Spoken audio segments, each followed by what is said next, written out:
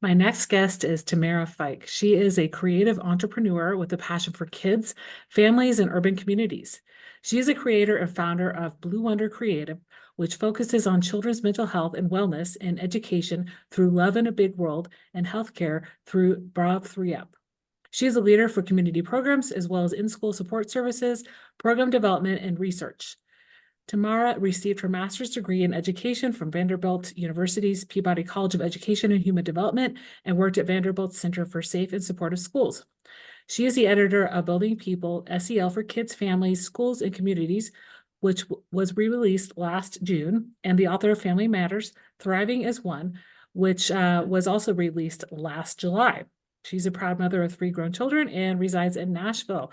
Well, welcome to the podcast. Thank you so much, Dana.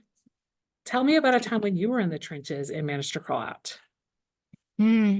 That's such a good question, and I have been pondering that Mhm. since we spoke a few weeks ago.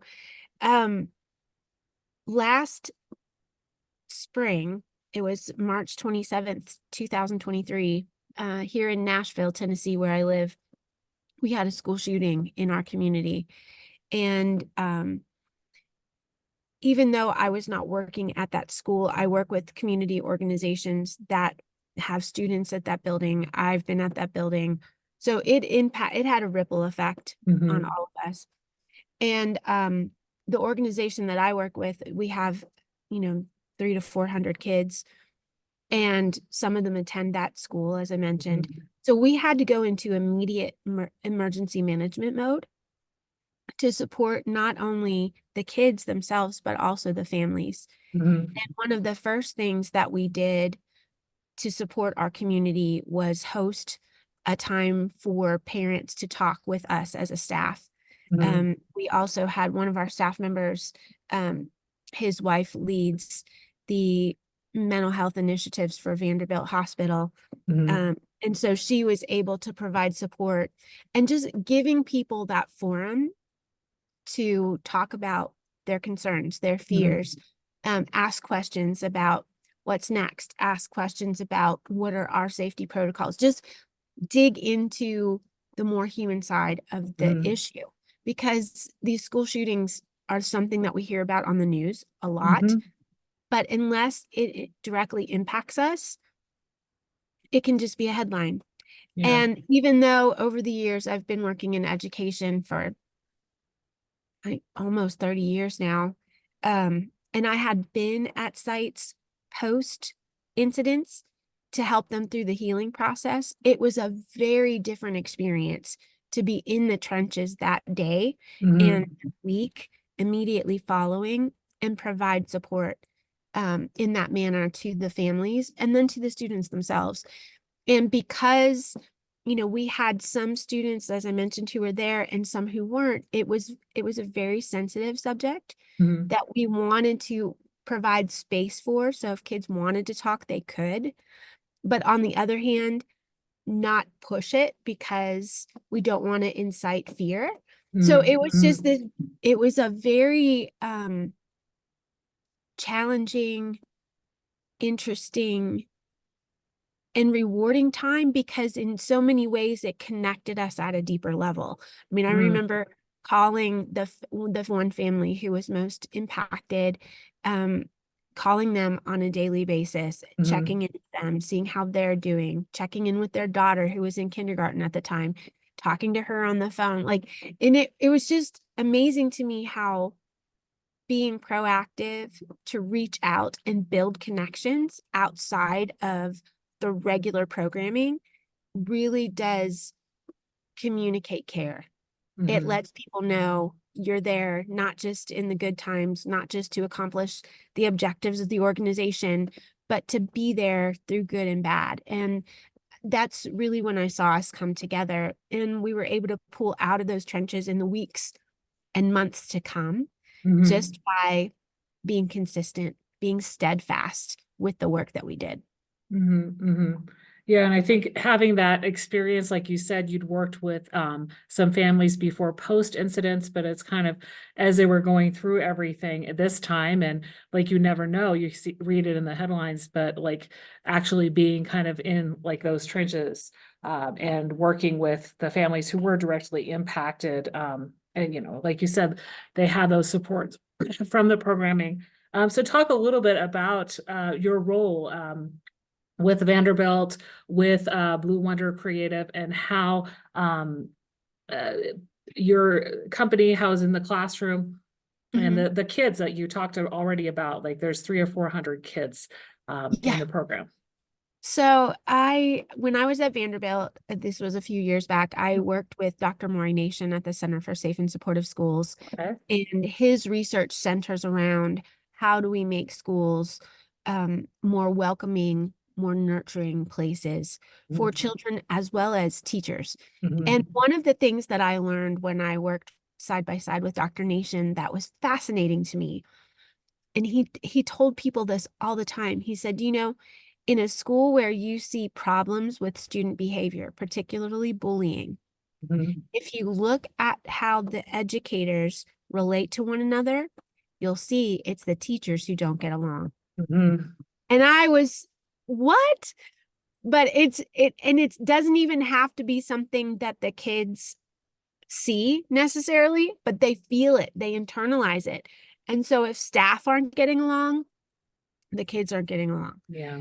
And so we spent a lot of our time working with staff and how do you build a supportive and nurturing environment for teachers, for administrators to collaborate, to communicate, to value one another, and then in even going as far as how are you inclusive with the secretary in the front office? How do you Mhm. the cafeteria workers?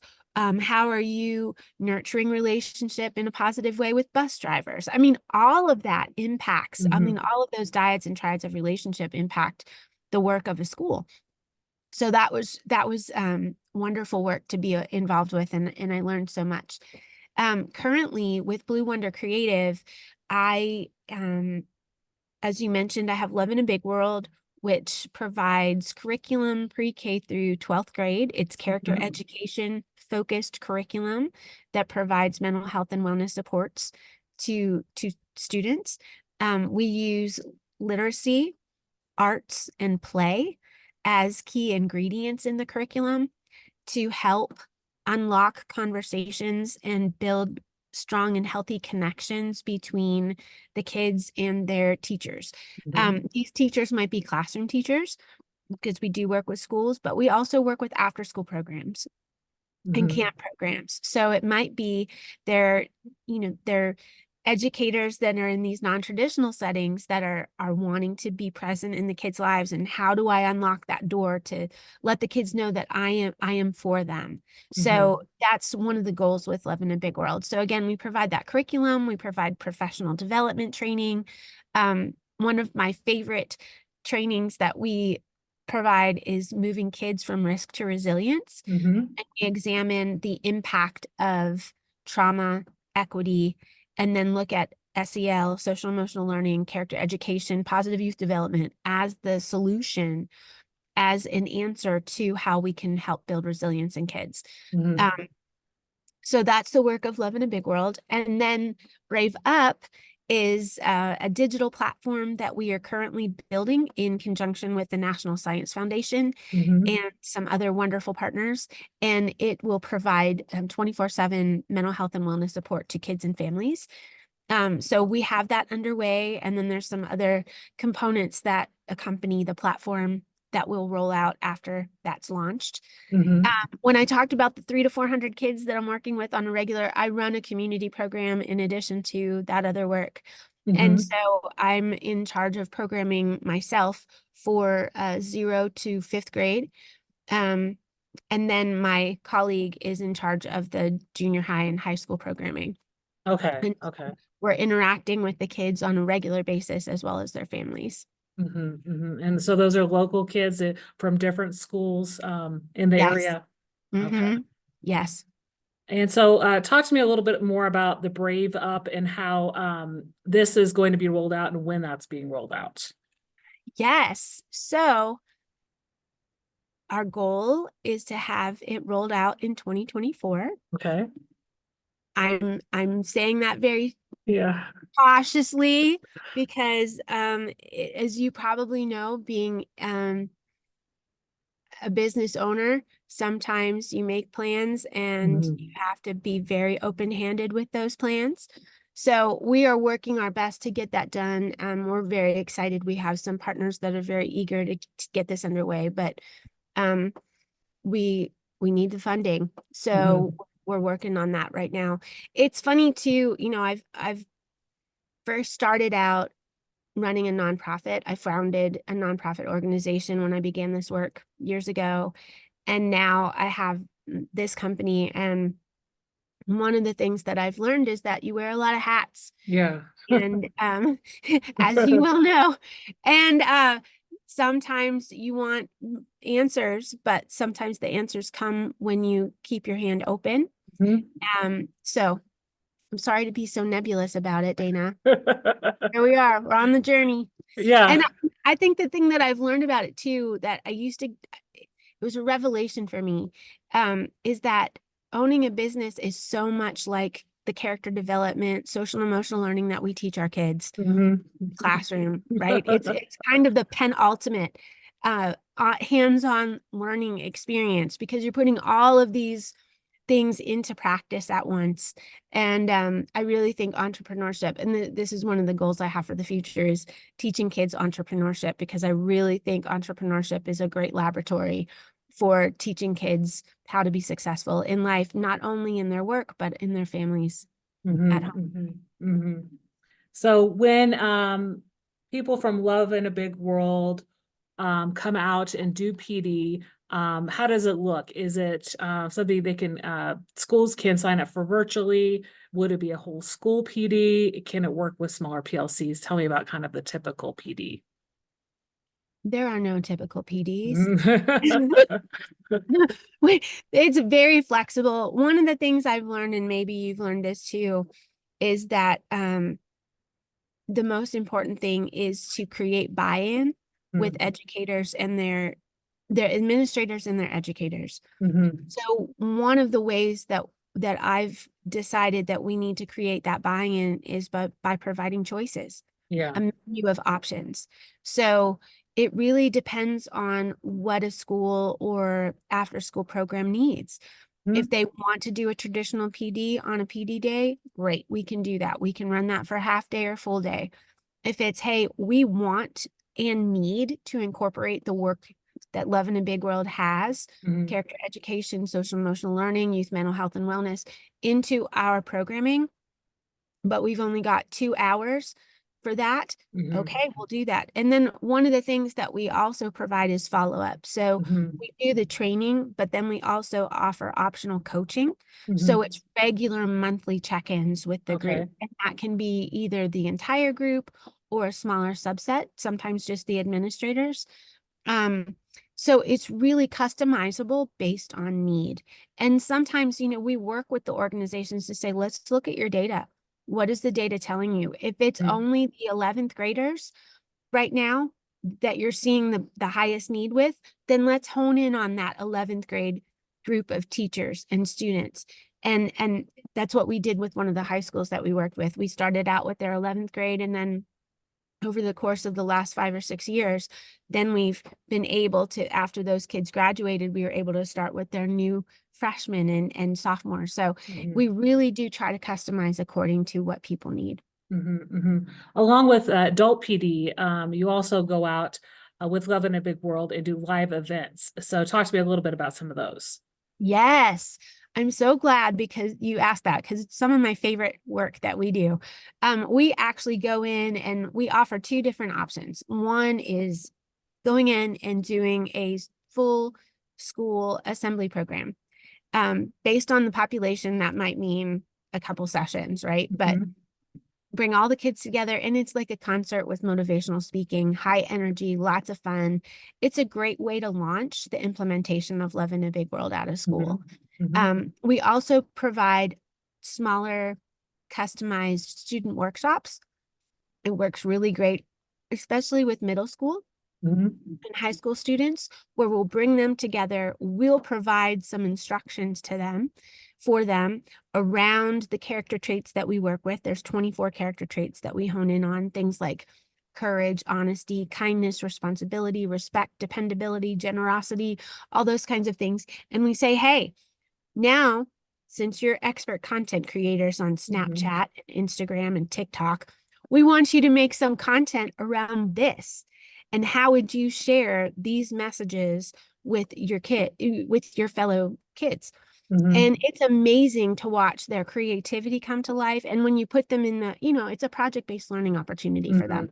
And then they have to share with everyone. So it ends up being a lot of fun, and they learn a lot and practice those skills along the way. Yeah, that sounds like a lot of fun, and a good way to extend the learning that the students are doing with the curriculum, and provide them with some extra bonus added activity. So if schools were interested in having any of these workshops or assemblies, how far out would they need to book? We are scheduling now for later this spring as well as for the fall of Okay. 24. Okay. So maybe Just in send us 3 an months, email. something like, yeah. Yeah, just send Okay. us an email and get in touch. Okay, sounds good. You also do some professional writing. So talk a little bit about who you write for and publish for, and some conferences that you'll be speaking at this spring. Thank you for mentioning that. I do write for the Learning Council on a regular basis. It's thelearningcouncil.com, as well as Ed Circuit. And I've been writing for those publications for several years now. And sometimes things pop up for others as well, like today.com and stuff. So it's a lot of fun. I have found that part of asynchronous learning is not just going onto a platform, but providing additional resources, whether that's a podcast like this or articles that people can lean into in their own time. So that's one of the reasons I've taken the time to develop that. We're scheduled to be at the Boost conference later this spring of 24, and that's an after school focused conference that takes place in California. Okay. Okay. And that will be then at the end of April, I think you mentioned. Yes. Okay. Yes. So a lot of people who might already sign up for your newsletter, I hope this provided them with information about how they can further use Love in a Big World in their classroom or at their school. Out of everything we talked about in terms of your resources and your work that you've done in the community, what is something you'd like listeners to remember? I love that question. I think it's what I was talking with a friend earlier today about the importance of just showing up. I think sometimes we as educators and parents forget about how we actually have the power to anchor our children.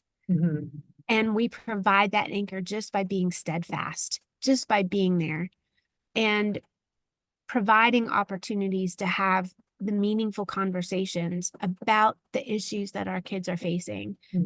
There's so much that they see, especially because it's right there on their phone. So just being present and using whatever tools we can, whether that's a song that we hear on the radio when we're driving them to school, or a television show that we know everyone in our class has been talking about, like using those as windows to open up the conversation, or doors to open up those conversations, to dig deeper and help kids examine what they're thinking and what they're feeling, because that's really what it's all about. Yeah, that's so important to remember. We make an impact in our kids, whether we think so or not. It's like those small things that can go a long way.